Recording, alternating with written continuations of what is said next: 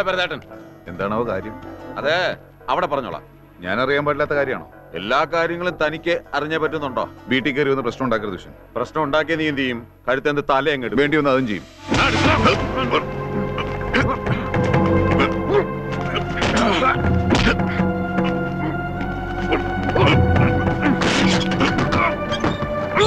വിശ്വനാഥ, ഭ്രാന്തുണ്ടോ നിനക്ക് എന്ന് ചോദിക്കാനുള്ള അവകാശം എനിക്കില്ല. കാരണം അതുള്ളത് എനിക്കാണല്ലോ. എന്തിനാ കുട്ടിയെ, എന്തിനാ എപ്രാളം കാണിക്കണേ? ആരോടെ, എന്തിനാ നിന്റെ ഈ ശോഭം? അത് ശരി, അരി നിന്ന് ആചാരിച്ചും കടിച്ചിട്ട് പിന്നെ എന്നെ ഉപദേശിക്കാൻ വരരുത്. നാളെ ഞാൻ വന്ന് കൊണ്ടുപോവാ മീരെ എന്റെ പെണ്ണായിട്ട്. എതിര് നിൽക്കാൻ ഇടങ്ങറുണ്ടാക്കാൻ വരരുത് ആരും. വിശ്വനാഥ, വരട്ടണ്ട. നിങ്ങൾ കുപ്പയിലേക്ക് വലിച്ചെറിഞ്ഞൊരു എച്ചില ഞാൻ ഉണ്ടാൻ പോണെന്ന് എനിക്കറിയാം. ഇനി അതിന്റെ ഒരു അസ്ഥി കഷ്ടത്തിന് വേണ്ടി കടിപിടി കൂടാൻ വന്നാല് വിവരമൊപ്പം മനസ്സിലാവും. വിശ്വം അങ്ങനെ പറയുന്നത്.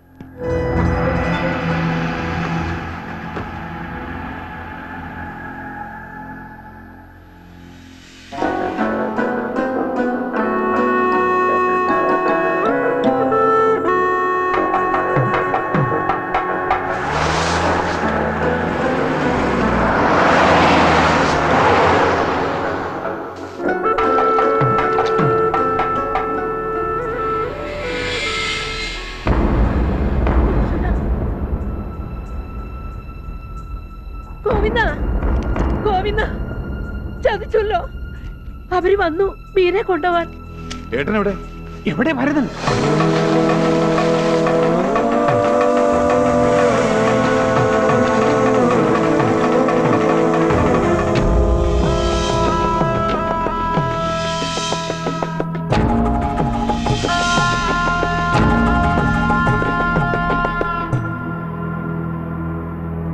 എന്തിനാ നിന്റെ പുറപ്പാട്? ഒട്ടം കളിക്കണ്ട. എന്താ പറയാ? എന്താ നിന്റെ ഉദ്ദേശം? എനിക്കൊന്ന് പുറത്തു പോകണം. എനിക്ക് ജീവനുണ്ടെങ്കിൽ സമ്മതിക്കില്ല ഈ പടിക്ക് പുറത്തു പോകും എന്റെ ഏട്ടനെ. എനിക്കൊരിടം വരെ വളരെ അത്യാവശ്യമായിട്ട് പോയേ പറ്റൂ. ബാലരാമന്റെ വീട്ടിലേക്കല്ലേ? ഇല്ല, നീ പോവില്ല. അത്ര നിർബന്ധാച്ചാ നീ പൊയ്ക്കോ. പക്ഷെ ഈ അമ്മയുടെ ശവം കണ്ടേ നീ പോകാവൂ. എന്ത് മണ്ടത്തിലെ അമ്മയി പറയണേ? ഞാൻ തിരിച്ചേരിക്കല്ല പോണത്. പിന്നെ ഓർമ്മയില്ലേ ഗോവിന്ദമ്മയ്ക്ക്? വെളിനേഴി ഗോവിന്ദനാശാനെ, എന്നെ മെഴുക്കിട്ടൊഴിഞ്ഞ കഥകളി പഠിപ്പിച്ച എന്റെ ഗുരു ഗോവിന്ദനാശാനെ. ആശാന്റെ 12ാം ചരമവാർഷിക എന്ന്. പോയിട്ട് അസ്ഥിത്തറയിൽ ഒരു വിളക്ക് വയ്ക്കണം. കഥകളിയിൽ മാത്രമല്ല, ജീവിതത്തിൽ ഞാൻ പഴിച്ചുപോയെന്ന് ആ കാരണവരോട് എനിക്ക് കുറ്റമേറ്റ് പറയണം. ഏട്ടാ, മാറ് പ്രഭാകര, മാറ് പ്രഭാകര.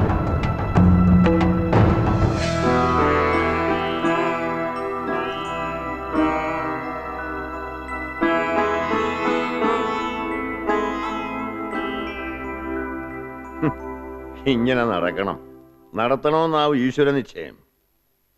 പണവും പദവിയും തറവാടിത്തുമൊക്കെ ഉണ്ടായിട്ട് എന്താ കാര്യം? ഒരു കാര്യവുമില്ല. ഒക്കെ നിശ്ചയിക്കണത് ഈശ്വരന്മാർ. ഈശ്വരന്മാരുടെ ജോലി നമ്മളേറ്റെടുത്ത് ചെയ്യാൻ തുടങ്ങി വെച്ചാ അവർക്ക് തൊഴിലില്ലാണ്ടാവില്ലേ? തൊഴിലില്ലാച്ചാ പട്ടിണിയാവില്ലേ വിശ്വനാഥ ഈശ്വരന്മാര്? അതുകൊണ്ട് അവരുടെ തൊഴിലിനെ തടസ്സപ്പെടുത്താതെ, അവരുടെ കഞ്ഞിൽ മണ്ണ് വാരിയിടാതെ നമ്മളങ്ങോട്ട് മാനേജ് ചെയ്യാം. വഴങ്ങിക്കൊടുക്കുക. എന്താ?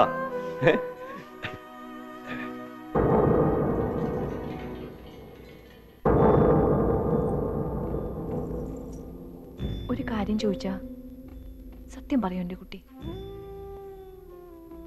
എന്തൊക്കെയോ നീ മനസ്സിൽ കണക്കൂട്ടി വെച്ചിട്ടുണ്ട്. മനസ്സിലാവണുണ്ട് എനിക്കത്. മോളെ ഏട്ടത്തിയമ്മോട് തുറന്നു പറ. എന്താ? കേൾക്കണോ ഏട്ടത്തിയമ്മയ്ക്ക്? വേണം. അലറി വിളിച്ച് ആപത്ത് വരുത്തി വെക്കോ? ഇല്ല, സത്യം. നാളെ നേരം വെളുക്കുന്നത് കാണാൻ മീര ഈ ലോകത്ത് ജീവിച്ചിരിപ്പുണ്ടാവില്ല.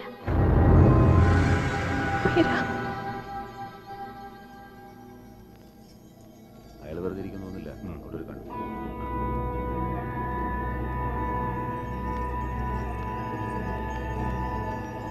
എന്റെ മോള് പോയിട്ട് വാ. ഒക്കെ നല്ലതിനാണെന്ന് അങ്ങോട്ട് വിചാരിക്കാം. വാ.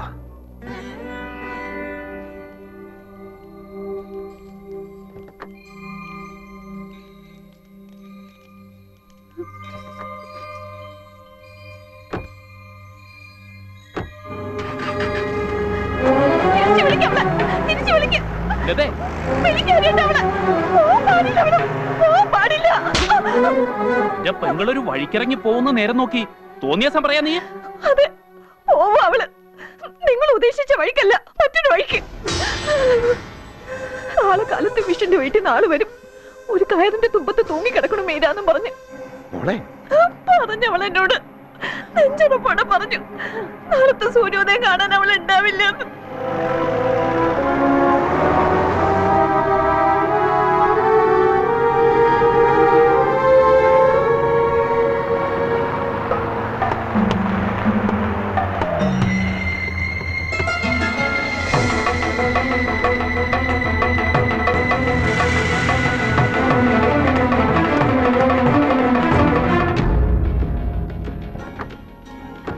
വട്ടം വെച്ചിട്ട് എന്ത് തോന്നിയ ദിവസം കാണിക്കുന്ന വണ്ടി വഴിന്ന്. ജഡായുവാ ഞാൻ, ജഡായു. പഞ്ചവടിയിലെ പർണാശ്രമത്തിൽ നിന്ന് സീതാദേവിയെ അപഹരിച്ചു കൊണ്ടുപോയ രാവണനെ ഓർമ്മിക്കുന്നുണ്ടോ വിശ്വനാഥൻ? രാവണന്റെ പുഷ്പക വിമാനം തടഞ്ഞു നിർത്തിയ ആ അപകടം പിടിച്ച പക്ഷിയെ ഓർമ്മിക്കുന്നുണ്ടോ വിശ്വനാഥൻ? നട്ടപ്രാന്തിലും പുരാണം പറയാൻ മിടുക്കനാണല്ലോ ഭരതപിഷാരടി. അറിയാലേക്ക് ഒടുക്കും ആ ജഡായുവിന് എന്താ പറ്റിയെന്ന്. ധൈര്യം ഉണ്ടെങ്കിൽ വെട്ടടാ എന്റെ ചിറക്. ആകാശത്തൂടെ അപ്പൂപ്പൻ താടി പറന്നു പോണത് കണ്ടിട്ട് ഭൂമിക്ക് ഗുരുത്വാകർഷണം ഇല്ലെന്ന് തെറ്റിദ്ധരിക്കരുത് വിശ്വനാഥൻ. ഇത്തിരിശ വട്ടുണ്ടെന്ന് കരുതി ഭരതപിഷാരടിക്ക് ആണത്ത ഇല്ലാന്നും.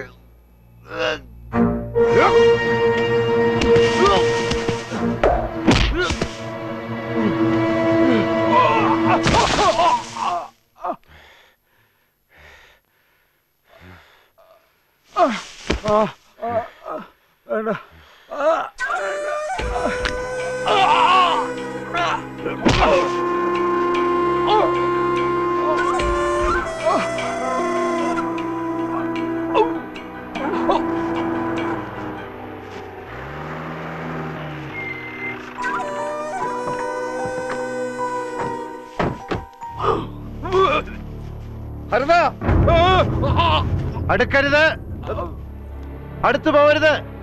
നോക്കില്ല ഞാൻ ബാലമാമയാണെന്നൊന്നും. എടാ നീ ആ കഴുത്തേന്ന് കാലെടുക്ക്, ചത്തുപോവൻ. ശാവണം ഇവൻ, ശാവണം.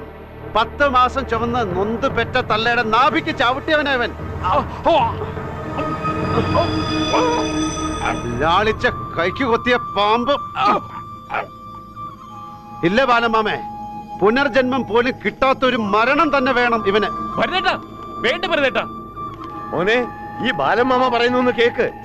എന്റെ കുട്ടിയെ വിടാമനെ, വിടാൻ വിടാൻ.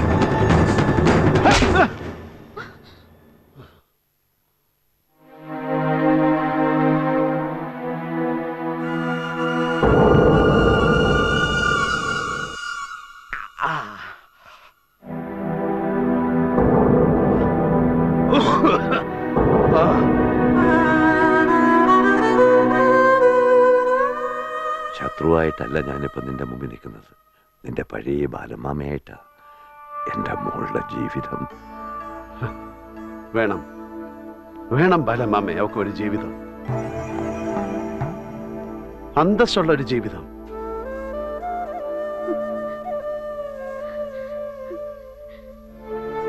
അറിയോ, പാമ്പ് മാണിക്ക കല്ല് കൊണ്ട് നടക്കണ പോലെ ഈ ജന്മം മുഴുവനും ഇവൾ എന്നെ കൊണ്ട് നടക്കുകയായിരുന്നു മനസ്സിൽ. വേണം ഇവൾക്കൊരു ജീവിതം, കൊടുക്കും ഞാനത്.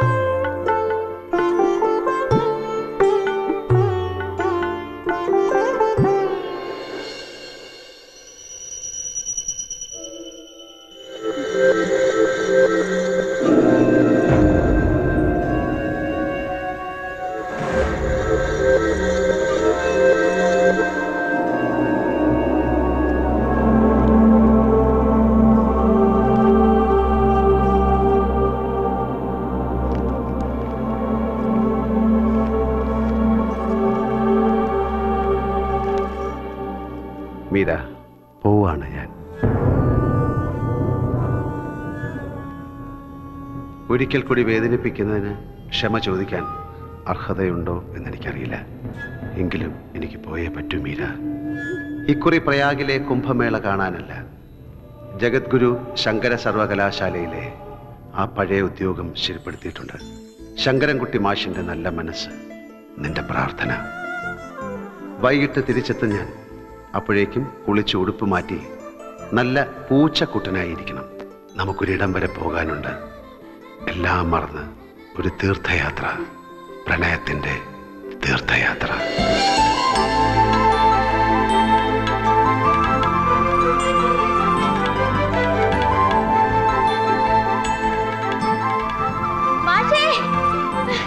ഒന്ന് നിൽക്കേ എന്റെ മാഷേ.